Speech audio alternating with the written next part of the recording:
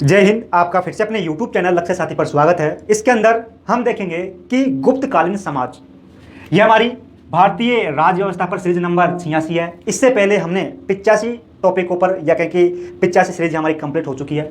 इसी के साथ ये हमारा गुप्त साम्राज्य पर पार्ट नंबर 11 है। जो इससे पहले के 10 पार्ट थे वो अलग टॉपिक, जैसे कि गुप्तकालीन शासक या कहें कि राजा, फिर गुप्तकालीन प्रशासन, गुप्तकालीन व्यापार से संबंधित थे। यह हमारा कंप्लीट रहेगा गुप्तकालीन समाज, जैसे कि महिलाएं की दशा, वहाँ पर किस प्रकार का समाज था, किस प्रकार वर्गों में वो बटा हुआ था, वहाँ पर दास व्यवस्था किस प्रकार की थी। कहने का मतलब है कि कंप्लीट यहाँ पर हम गुप्तकालीन समाज देखेंगे।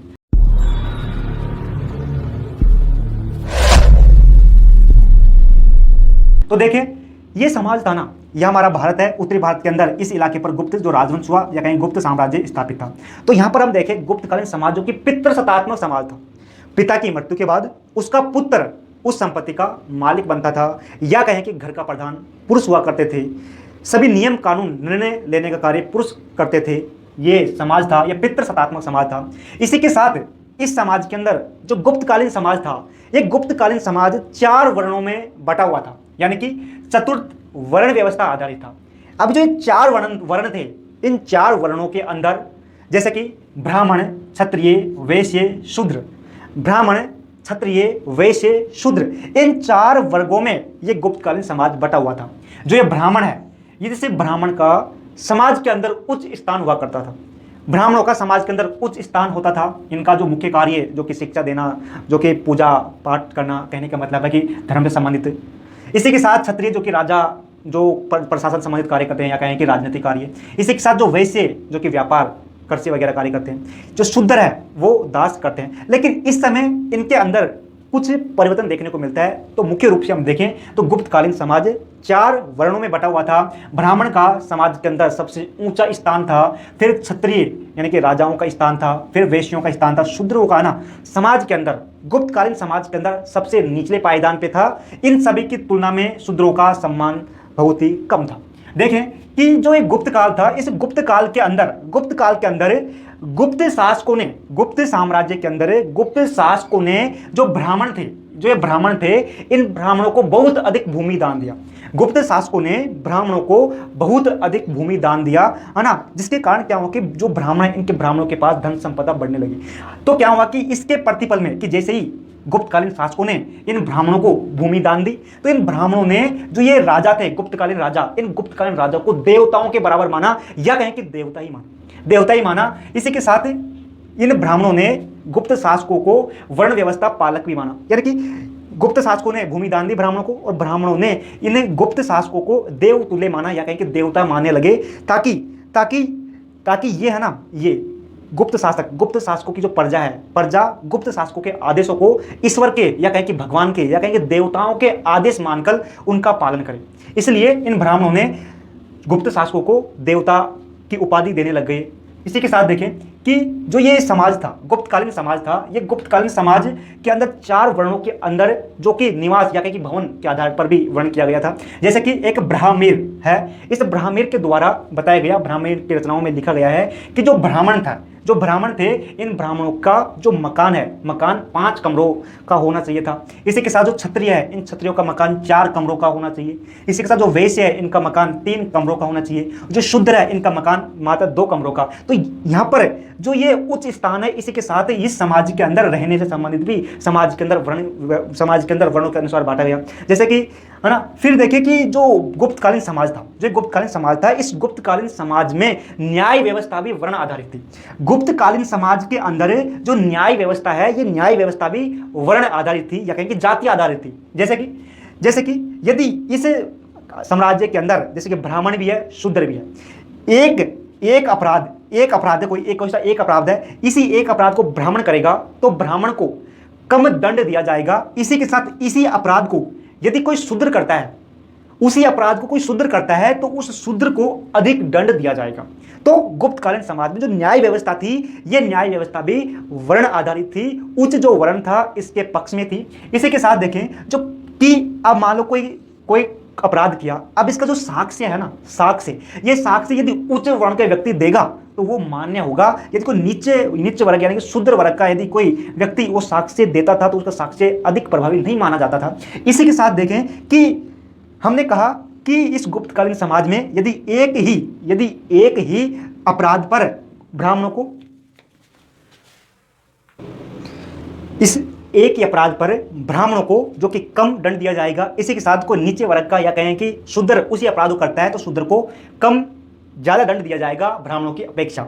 लेकिन एक नियम ऐसा था कि जैसे चोरी संबंधित यदि कोई ब्राह्मण चोरी करता है तो उस ब्राह्मण को अधिक दंड दिया जाएगा, और कोई शूद्र चोरी करता है तो शूद्र को कम दंड दिया जाएगा। ये एक उल्टा यहाँ पर नियम था, है ना, कि जैसे कि देखें इसी के साथ ये नारद स्मृति है, इस नारद स्मृति के अंदर कहा गया है या कहीं कि लिखा गया है कि यदि ब्राह्मण चोरी करता है तो ब्राह्मण को शूद्र की अपेक्षा अधिक दंड दिया जाएगा। इसी के साथ वर्ण के बाहर भी इस समय गुप्तों के समय आते आते इससे पहले क्या होता था कि जिस वर्ण से संबंधित, जिस वर्ण के अंदर, जिस जाति के अंदर, जैसे कि कोई व्यक्ति ब्राह्मण वर्ग के अंदर जन्म लिया तो ब्राह्मणों का कार्य करेगा, कोई व्यक्ति शूद्र वर्ण में जन्म लिया तो शूद्रों से संबंधित कार्य करेगा। लेकिन गुप्त साम्राज्य या कहीं गुप्त काल के आते आते जो ये वर्ण आधारित जो कार्य थे इनके अंदर कमी आई।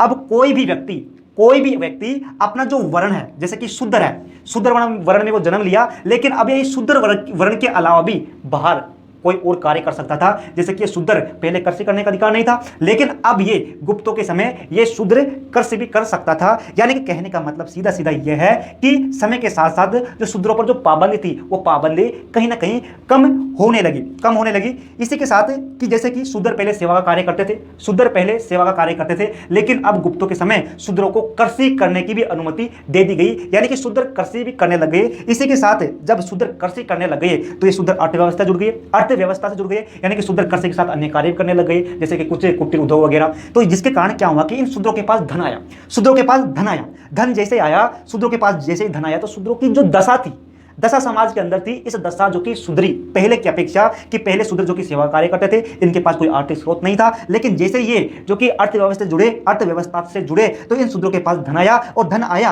तो इस शूद्रों की जो कि समाज के अंदर स्थिति पहले बहुत अधिक नहीं सुधरी, लेकिन पहले की अपेक्षा इस समय इन शूद्रों की दशा में जो कि कई अच्छी देखने को हमको मिलती है। इसी के साथ इस समय जब ब्राह्मणों का इस समय क्या हुआ कि जो पूजा पाठ ये करते थे, यज्ञ वगैरह करते थे, तो इन ब्राह्मणों को यहाँ पर है ना जो कि कार्य धीरे धीरे कम होने लगा। यानी कि ये पूजा संबंधित कार्य करते थे, लेकिन समय के साथ साथ इनके कार्यों में कमी आने लगी। तो ये अपना जीविका यापन करने के लिए जो ये ब्राह्मण थे, ये ब्राह्मण अब धीरे धीरे व्यापार की ओर बढ़ने लगे। यानी कि ये ब्राह्मण है ना जो कि अपने परंपरागत पेशे को छोड़कर ये वेश्यों के कार्य भी करने लग गए थे। इस समय कुछ ब्राह्मण जो कि वेश्यों जो कि यह जैसे कि जो कि व्यापार संबंधित कार्य करने लगे थे। इसी के साथ इस समय हमको देखने को मिलेगा कि इस समय जो कि क्षत्रियों के अलावा ब्राह्मण भी यहाँ पर राजा बने थे, इसी के साथ शूद्र भी यहाँ पर राजा बने थे। कहने का मतलब सीधा सीधा यह है कि पहले जो कि जिस वर्ण में जन्म लेगा वैसा कार्य करता था, लेकिन इस गुप्तों के समय आते आते अब ये ज्यादा महत्वपूर्ण नहीं रहा कि तो जिस वर्ण में जन्म लिया उसी में कार्य कर, अपने अनुसार कुछ कार्य कर सकते थे।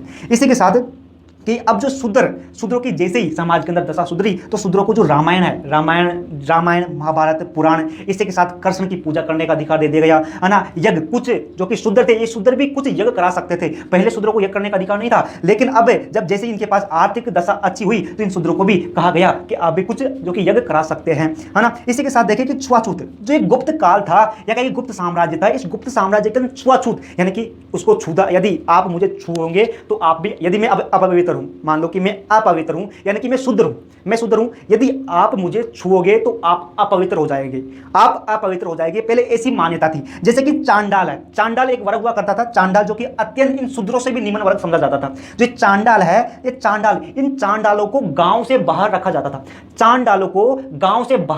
था, ये गांव है, गांव के बाहर चांडालों को रखा जाता था। अब चांडाल कभी किसी कारणवश यदि गांव में आता है या कहीं शहर में आता है तो माना जाता था कि चांडाल आएगा ना तो अपने कुछ साथ बजाने के लिए रखे आएगा, ताकि ये बजाए, जिसके कारण जो ब्राह्मण है या कहीं उच्च वर्ग के लोग हैं अपने घरों में चले जाए, इसके दर्शन ना हो। यदि दिख भी आएगा तो अपवित्र हो जाएंगे, यदि चांडाल हमें दिख भी आएगा ना तो हम अपवित्र हो जाएंगे। इसी के साथ यह माना जाता था कि चांडाल के आने से जो सड़कें हैं ये सड़कें भी अपवित्र हो जाती थी, चांडालों के आने से सड़कें भी अपवित्र हो जाती थी। ऐसा इस गुप्त साम्राज्य के अंदर या कहीं गुप्त राजवंश के समय माना गया। इसी के साथ देखें कि कायस्थ वर्ग, कि इस समय आते आते एक वर्ग का उदय हुआ जिसको कहा गया कायस्थ वर्ग। अब ये कायस्थ वर्ग जो कि पढ़ने लिखने वाला वर्ग था, यानी कहने का मतलब है कि इस कायस्थ वर्ग ने शिक्षा ग्रहण की यानी कि ज्ञान अर्जित किया, या कहेंगे ये विद्वान वर्ग था। अब जैसे इस विद्वान वर्गों का उदय हुआ तो ब्राह्मणों का जो एकाधिकार था, क्योंकि पहले ब्राह्मण लिखने पढ़ने का कार्य करते थे, या कहें कि शिक्षा का कार्य ब्राह्मण करते थे, लेकिन जैसे इस वर्ग का उदय हुआ तो जो ब्राह्मणों का जो एकाधिकार था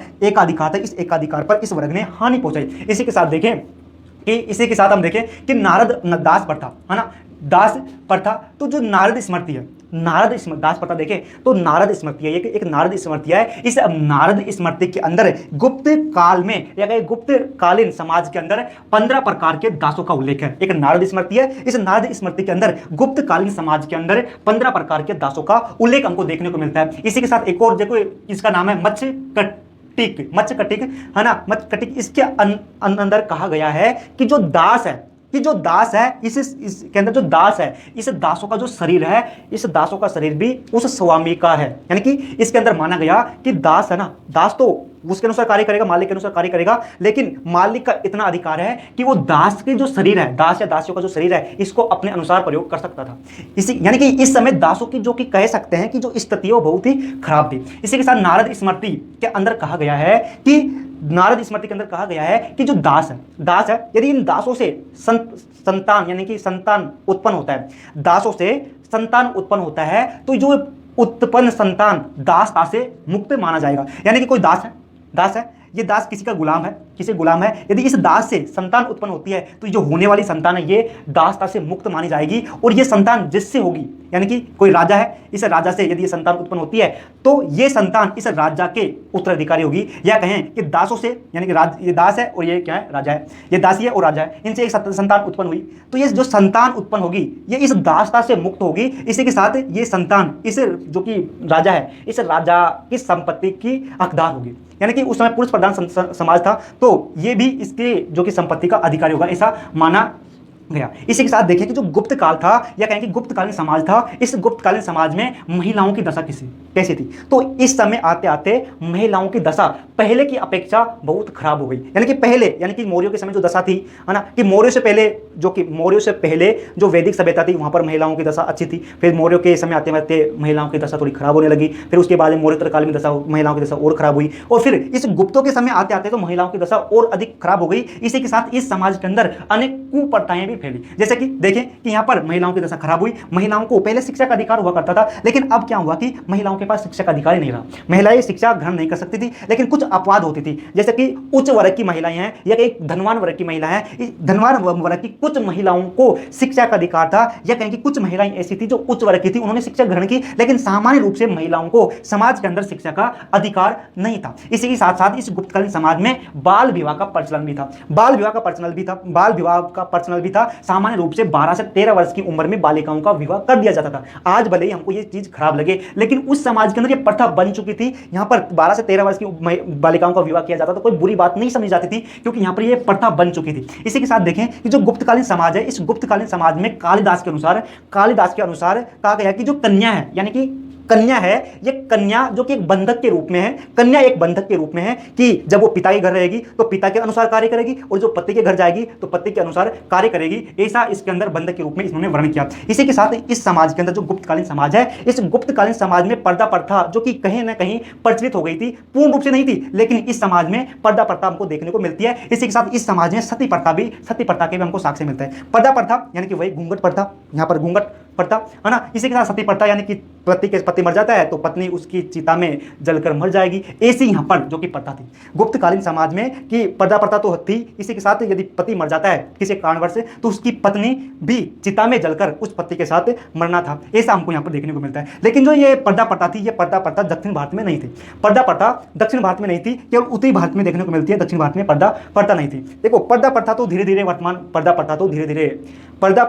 धीरे समाप्त हो रही है, लेकिन हमारे समाज में, वर्तमान समाज में एक नई प्रथा चल रही है, उसको हम कह सकते हैं घूंघट प्रथा की जगह कि जैसे कि कहें है ना, जिसको हम कह सकते हैं कि वो कहते हैं ना, हाँ दुपट्टा प्रथा, लड़कियां मुंह पर दुपट्टा बांध लेती है, सब कुछ ढक लेती है। तो ये आज भले ही उनकी मजबूरी नहीं है, लेकिन आने वाले समय में ये धीरे धीरे एक प्रथा प्रथा की तरह ये भी एक प्रथा बन सकती है। इसी के साथ देखें कि जो पत्नियां हैं, पत्नियां पति की निजी संपत्ति मानी जाती थी, यानी कि विवाह हो गया, विवाह होने के बाद में पत्नी पर पूर्ण अधिकार पतियों का हुआ करता था। इसी के साथ पूर्ण विवाह, यानी कि इस गुप्तकालीन समाज के अंदर पूर्ण विवाह से संबंधित हम कुछ कह नहीं सकते, क्योंकि बृहस्पति स्मृति के अनुसार देखें तो यहाँ पर कहा गया कि पत्नियों, यदि पति मर जाता है उसके बाद में सती हो जाना चाहिए। इसी के नारदी स्मृति और पारस स्मृति के अंदर कहा गया है कि यदि पति मर जाता है तो उसके बाद में विधवाओं को पूर्ण विवाह कर लेना चाहिए, अनुमति थी। इसी के साथ देखें स्त्री धन, यानी कि स्त्रियों को जब शादी कर भेजा, यानी कन्या है, इस कन्या को शादी कर भेजा गया तो उसके साथ कुछ धन भी भेजा जाता था, है ना, जैसे कि कुछ उसके भाई पिता, है ना, सारे संबंधियों के द्वारा उनको कुछ उपहार दिए जाते थे,